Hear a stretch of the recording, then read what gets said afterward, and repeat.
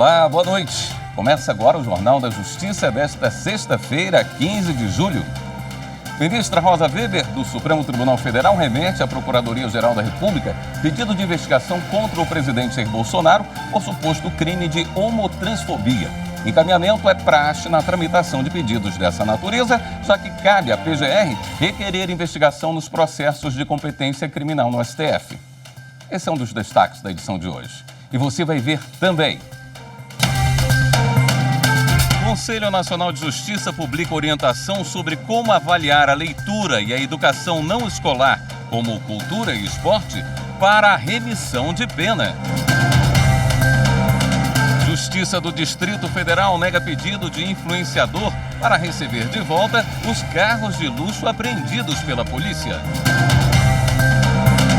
E ainda, Justiça do Trabalho condena a mulher que postou vídeo debochando da empresa que estava processando.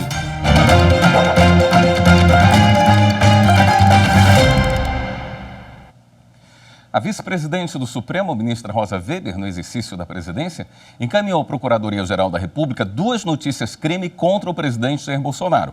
Uma por possível incitação à violência contra o Estado Democrático de Direito e outra por suposta prática de homotransfobia.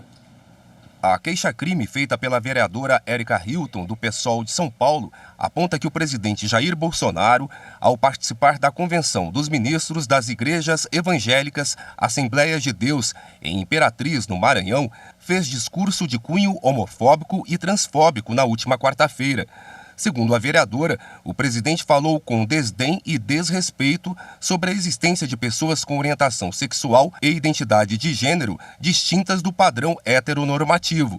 Afirmou ainda que o discurso do presidente atribuiu à comunidade LGBTIQIA+, a alcunha da perversão e da prática de comportamentos negativos e desagradáveis à sociedade. A ministra Rosa Weber, que está no exercício da presidência do Supremo, encaminhou a notícia-crime à Procuradoria-Geral da República. O procedimento faz parte do trâmite do processo, porque cabe à Procuradoria pedir ou não investigação nos casos de competência criminal no STF. Rosa Weber também encaminhou outra notícia-crime à PGR contra Jair Bolsonaro. A petição é assinada por 13 deputados federais e pelo PT. O grupo pede que seja apurada a suposta prática de incitação ao crime, violência política, apologia de crime e abolição violenta do Estado Democrático de Direito. Afirma que as publicações e lives recentes de Bolsonaro nas redes sociais contêm ameaças às instituições e ao processo eleitoral e servem de estímulo a práticas de ódio e intolerância contra brasileiros com pensamentos e ideologias diferentes. O Conselho Nacional de Justiça publicou uma orientação técnica sobre como avaliar a leitura e a educação não escolar, como cultura e esporte, para a remissão de pena do preso. O texto serve de parâmetro para todos os juízes do país que concedem esse direito constitucional. O trabalho e o estudo dão ao preso o direito de reduzir o tempo de pena. O grande valor da remissão da pena pelo trabalho e pelo estudo é conectar com um dos objetivos básicos da execução penal, pelo menos do ponto de vista da legislação e do que o Estado espera, que é a ressocialização do preso. A Lei de Execução Penal não traz detalhes sobre os tipos de estudo que podem ser levados em conta para a remissão de pena. E isso dá margem para que os juízes concedam ou não o benefício por critérios diferentes. Resultado: muitos presos acabam entrando na justiça para contestar a decisão. E vários casos vêm parar aqui, no Supremo Tribunal Federal. Há menos de um mês, um preso do Paraná pediu que as horas de estudo à distância fossem contadas para a diminuição de pena. Os ministros da primeira turma do STF reconheceram esse direito, desde que haja um certificado. Nas situações precárias em que está a pessoa presa, seria necessário, a meu ver, sobrevalorizar a remissão da pena para que o reeducando acredite que o erro pode ser superado e ele tem uma possibilidade de vida diferente a partir da educação e se esmere nisso. O Levantamento Nacional de Informações Penitenciárias em 2019 apontou que menos de 3% da população carcerária acessou a remissão de pena por práticas educativas. No ano passado, o Conselho Nacional de Justiça fez uma resolução sobre as atividades que devem ser consideradas, entre elas a leitura, a cultura e o esporte. Agora, o CNJ fez esta orientação para os juízes com os procedimentos a serem adotados. Para a remissão de pena, o preso deverá comprovar a leitura por meio de um relatório. As pessoas não alfabetizadas ou com dificuldade de escrita podem fazer a comprovação por desenhos, representações teatrais, narração oral. Leitura não é só aquilo que nós estamos acostumados a entender como a prática, né, de percepção, né, das frases de um livro, mas é toda e qualquer atividade cultural ou pedagógica que sirva para a transformação de uma pessoa, né, enquanto tal. E isto traz uma ampliação do sentido do conceito de leitura no cárcere e, mais do que isso, um sentido de alcance a todas essas pessoas que estão dentro do sistema prisional. As atividades como esporte e cultura devem fazer parte de um projeto. Um projeto de esporte, um projeto de atividade cultural que pode também ser considerado para fins de remissão, desde que esteja de acordo com o projeto político-pedagógico da instituição penitenciária. A orientação traz parâmetros para todas essas rotinas. Vai facilitar muito o dia a dia do judiciário na vara de execução penal e, sobretudo, possibilitar a efetividade de um direito fundamental do preso. O CNJ também estabeleceu que o juiz de execução penal deve criar uma comissão de validação do estudo do preso. Não é só uma promessa retórica. Nós estamos aqui tentando dar concretização a algo que a Constituição Federal, que tratados internacionais que o Brasil assinou, prevêem para que essas pessoas possam retornar melhor à sociedade. Nós temos juízes, promotores, defensores públicos que agora, com essa orientação, vão ter um caminho melhor para poder elaborar, né, os seus convencimentos e a sua própria consideração a respeito do reconhecimento desse direito e da atribuição desse direito a quem o mereça. O Tribunal Superior Eleitoral divulgou hoje o perfil do eleitorado brasileiro. Este ano vão às urnas 9 milhões de brasileiros a mais do que na eleição passada. Todos os números e informações já estão disponíveis no site do TSE. Ao todo, mais de 156 milhões de eleitoras e eleitores podem ir às urnas em outubro. São 9 milhões de pessoas a mais que nas últimas eleições presidenciais, que ocorreram em 2018. 118 milhões de eleitores e eleitoras já fizeram recadastramento biométrico. Isso significa que 75% do total do eleitorado pode ser identificado pela impressão digital na hora de votar. As mulheres são a maioria das pessoas aptas a votar em outubro.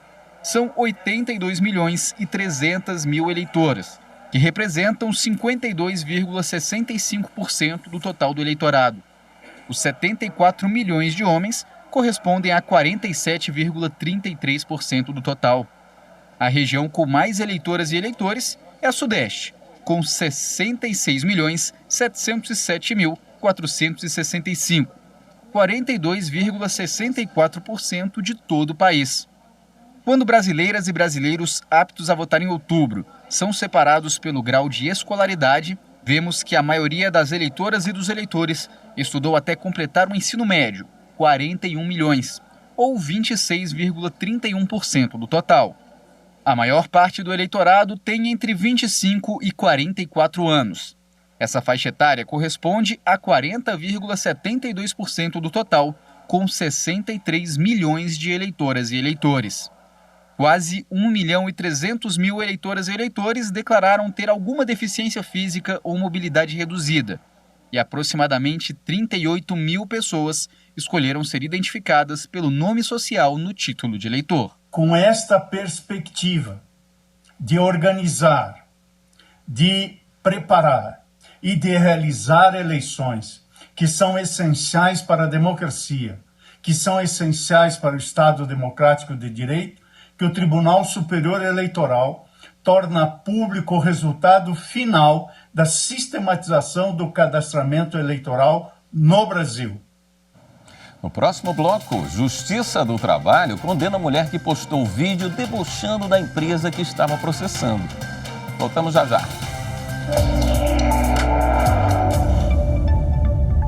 saúdo de maneira bastante efusiva e com grande alegria estes 20 anos da TV Justiça. Primeiro, sobre o aspecto institucional, porque já se disse que república é o governo com vistas ao interesse público em público. E o Supremo Tribunal Federal, ao se dispor a deliberar em público, atende o ideal republicano.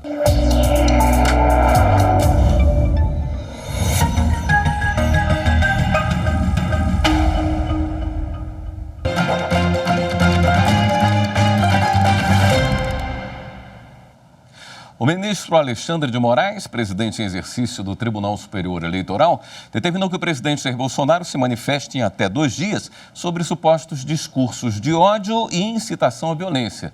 Depois, o Ministério Público Eleitoral terá o mesmo prazo para se manifestar. Nesta semana, parlamentares e dirigentes partidários da oposição acionaram a corte para que Bolsonaro seja obrigado a parar com declarações de incitação à violência sob pena de multa de R$1 milhão.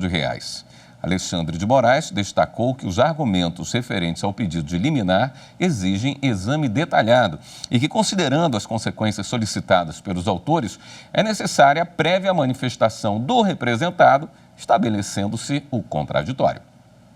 Uma mulher foi condenada pela Justiça do Trabalho depois de postar um vídeo numa rede social fazendo uma dancinha contra a empresa que havia processado.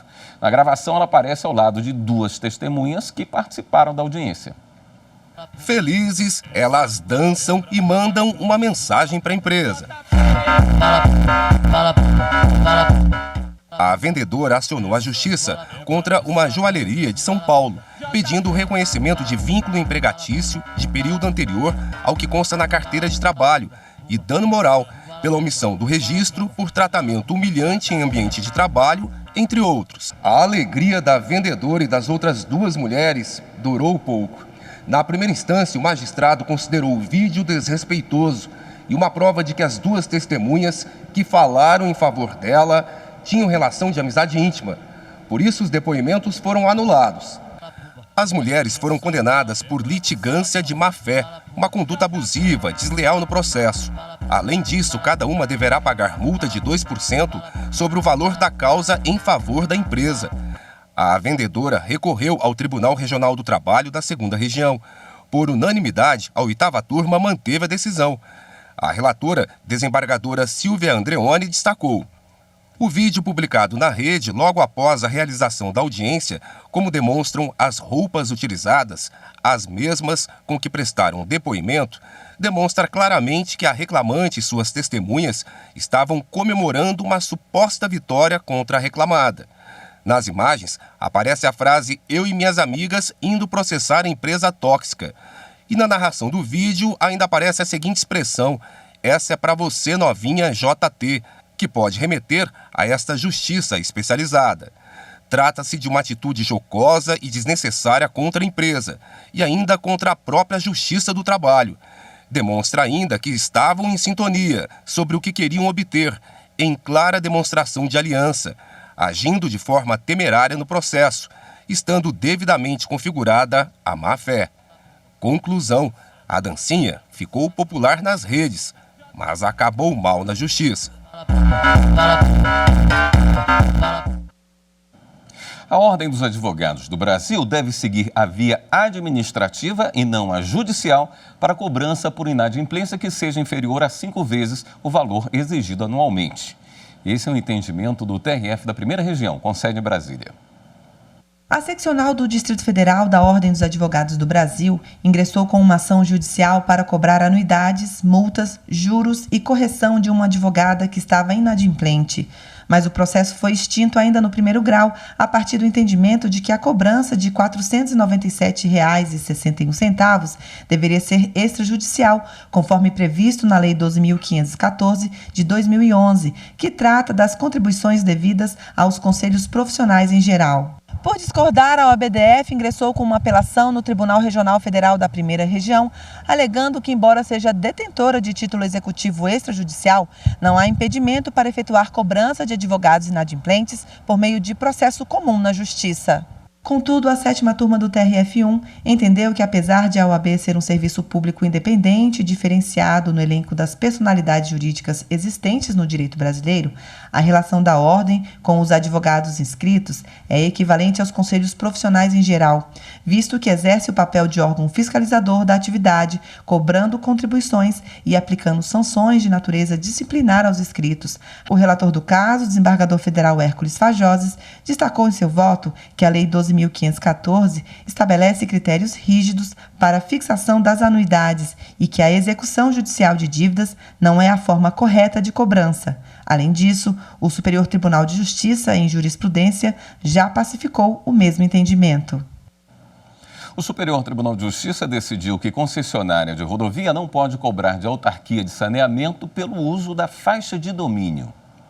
Em julgamento de incidente de assunção de competência, a primeira sessão do STJ estabeleceu que é indevida a cobrança promovida por concessionária de rodovia em face de autarquia prestadora de serviço de saneamento básico pelo uso da faixa de domínio da via pública concedida. A faixa de domínio é a área que fica às margens das rodovias, constituída pelas pistas de rolamento, canteiros, acostamentos, sinalização e faixa lateral de segurança.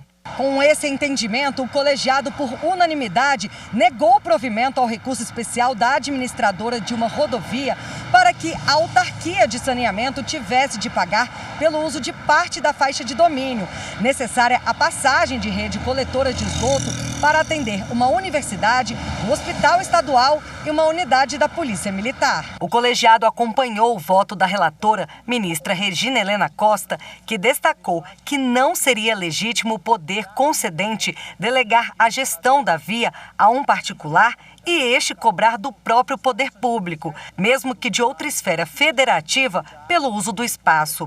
A ministra enfatizou que se a rodovia estivesse fora do regime de concessão, essa cobrança não seria possível.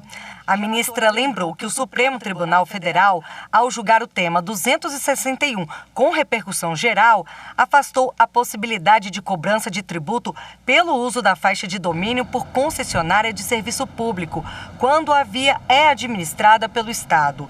E explicou que, ainda que o posicionamento do STF tenha sido extraído de hipótese distinta da que estava em análise no STJ, ele se assentou no fundamento de que a utilização da faixa de domínio para viabilizar a consecução de serviço público diverso da destinação ordinária do espaço não lhe retira a natureza de bem público de uso comum do povo. O ministro do Tribunal de Contas da União, Bruno Dantas, recebeu medalha comemorativa da Justiça do Trabalho. A homenagem foi entregue pelo presidente do TST, ministro Emanuel Pereira. A honraria simboliza o reconhecimento ao apoio prestado pelo ministro do TCU ao Judiciário Trabalhista na construção de um país mais justo e solidário.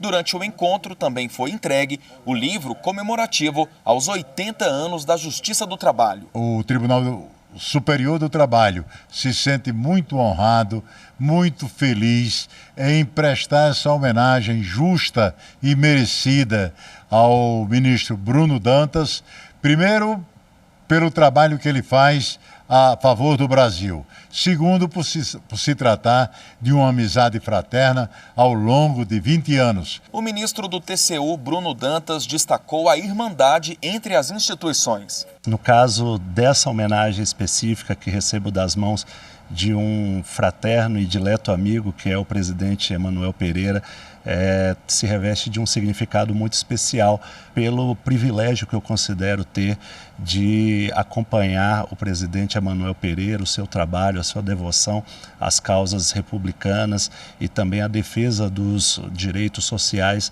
dos brasileiros com tanto afinco, com tanto denodo, com tanto entusiasmo. Justiça nega pedido de influenciador para receber de volta os carros de luxo apreendidos pela polícia. Voltamos em instantes. 20 anos de TV Justiça. Parabéns a essa emissora que nas últimas 2 décadas pôde trazer a realidade do Poder Judiciário, a polêmica das suas decisões, a importância do estudo aprofundado de teses jurídicas e principalmente pôde levar a população à esperança no Poder Judiciário voltado para a paz social e para a efetiva solução dos conflitos.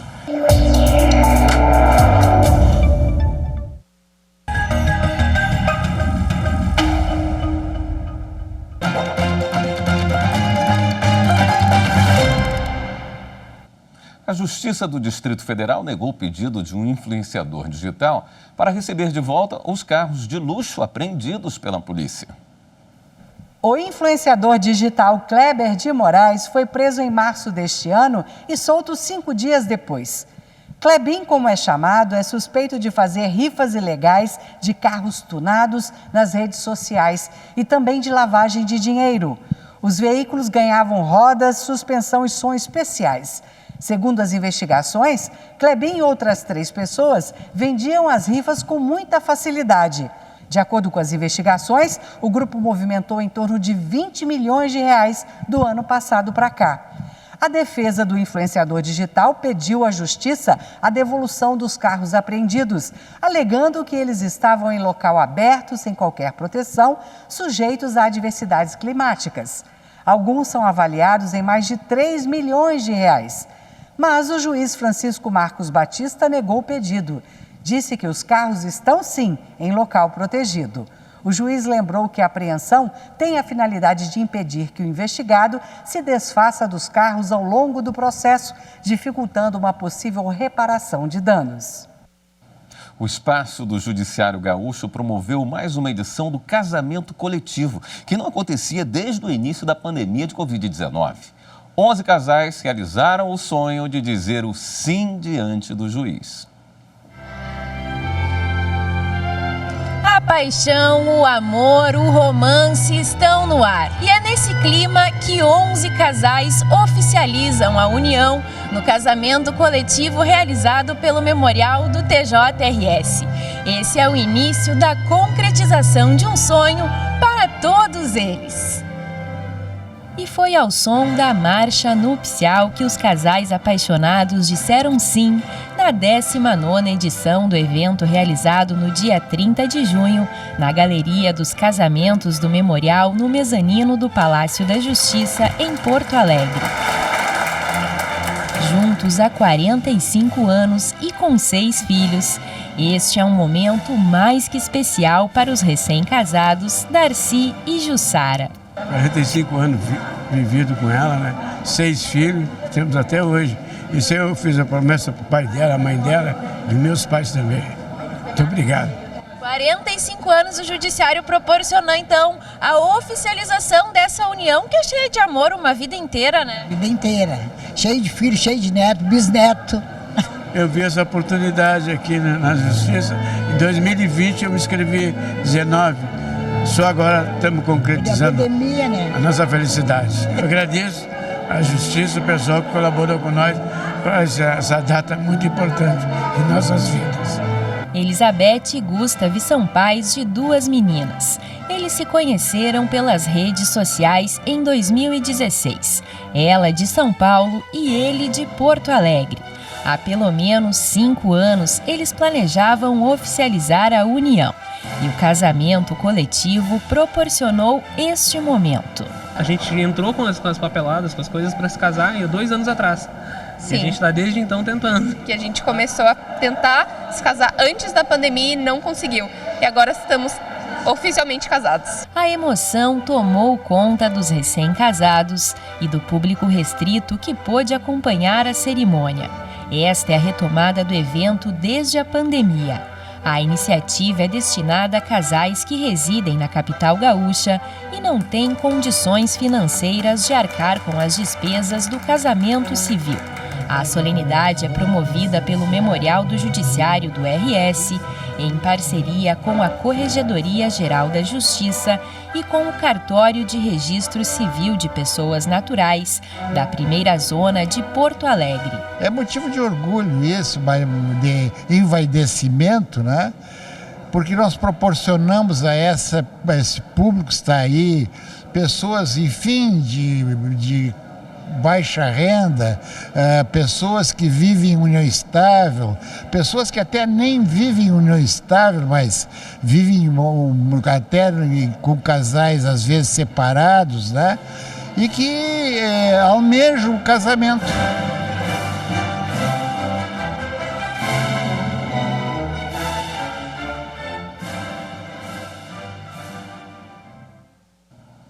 Esta edição do Jornal da Justiça fica por aqui. Uma boa noite para você, um excelente fim de semana.